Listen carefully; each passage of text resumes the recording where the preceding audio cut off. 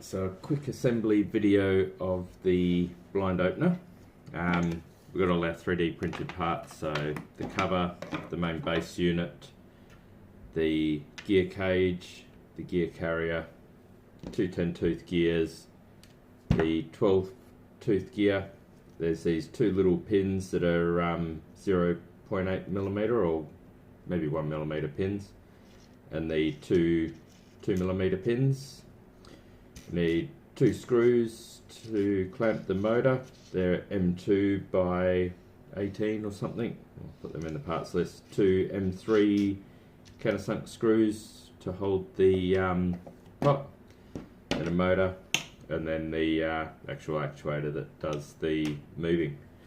So first step for assembly is to take the motor and go through the bottom of the gear carrier slightly, and then put the gear in so that it's caught in the middle, and just check that it can turn freely.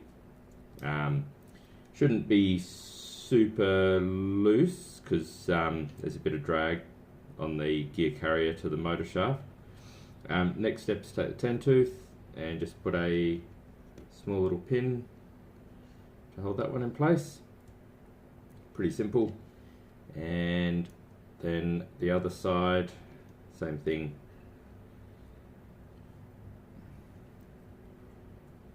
So two pins. Now the pins are slightly longer than what the gear carrier is, otherwise they fall out. Once you've got that assembled, it then goes into the gear cage here. So you just sort of put it in and get it in like this. And then with the motor on the back side, you can locate the D shaft, and you can move that to the middle wherever it needs to be, free moving like this in the gear cage. So if you set that to the middle and then pull the motor out, and then this here clips in to the base unit, and it just stick it in to the one side over here against this end plate first, and then once that's clipped in there at that side, you can then clip the front in here just like that. Now the chances of you getting the D shaft in exactly the right spot first go are very slim. So there's a trick for doing that. So if you get the motor, put it in on an angle and work it in, you should be able to, like it's held up by this plate, should be able to get it just started, but it won't go in because the D slot in that gear is not in the right spot. So if you grab a spare motor and use the motor to turn the gear assembly, you should be able to find the right spot to be able to push the motor in the rest of the way.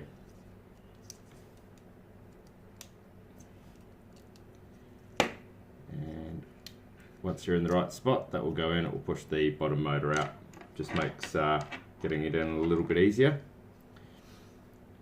Once you've got that motor assembly in, you then want to put the main board in. So I've got the antenna wedged in there already, so you want the cable coming out from the middle, then clip on the antenna here, so it goes on the end near the USB. That's the LoRa antenna. This one here would be for the Wi-Fi, but we've got the Wi-Fi disabled because it's a bit power hungry. You can then assemble this. Got to make sure that this doesn't touch any of the metal anywhere here, and you basically just put the slot of the potentiometer through there. Make sure the antenna's not pinched in behind.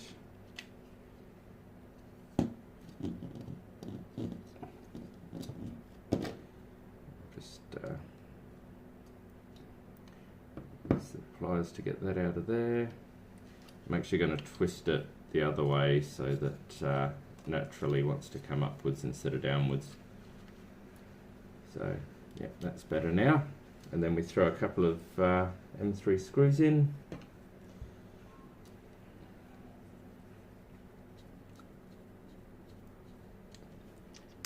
So best to get both in first before you tighten them all the way up.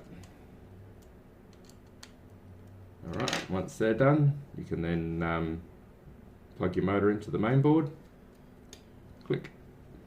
And the next step of the assembly is to get the actuator on the front.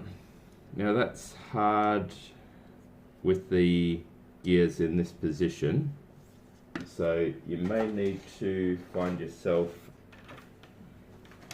so all I've got is a USB cable with 2 pins on the end, positive and negative. I plug it into power brick and I can drive the motor manually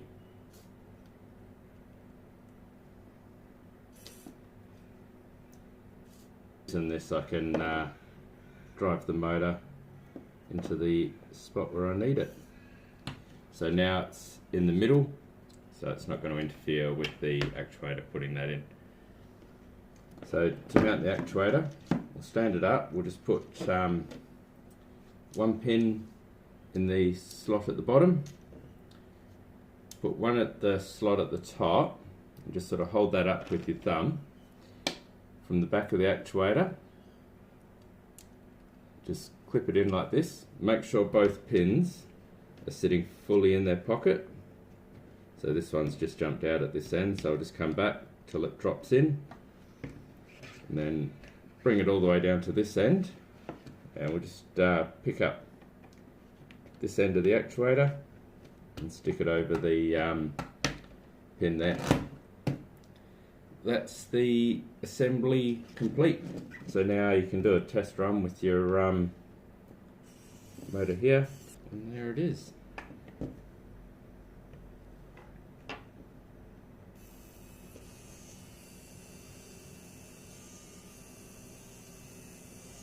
There's the extend working.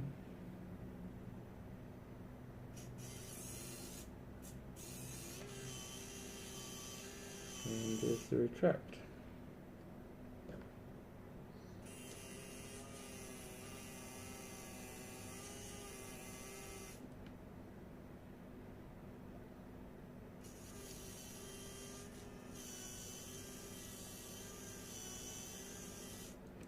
So then you want to just reverse it back by half a turn till you can see the gear carrier in the middle being in the center spot. A little bit more.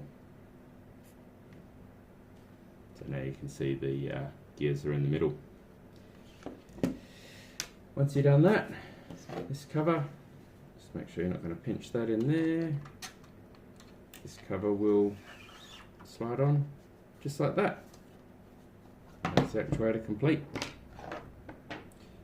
There's little notches in the cover here that you can snap out with a pair of pliers. The same one at the front. So if you've got a master and then a slave, they will connect in just via the 4-pin plug here. They come in through one of these JST connectors. Either one, they're both exactly the same.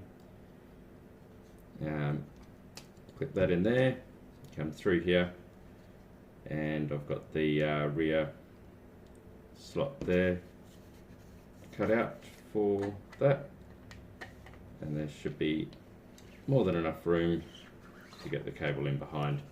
Then it's got a single cable coming out the bottom. You can also run the battery cable through there as well. So the battery would connect into this connector here in the back. That's why there's a cutout in the PCB. And I'll explain this red link in the assembly of the PCB board.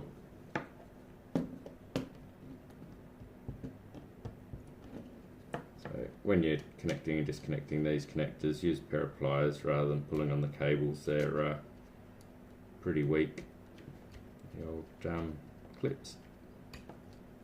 Same when you're disconnecting the motor, use a pair of thin pliers to pop them off. Otherwise you'd be ripping wires out every other day. Anyway, cheers.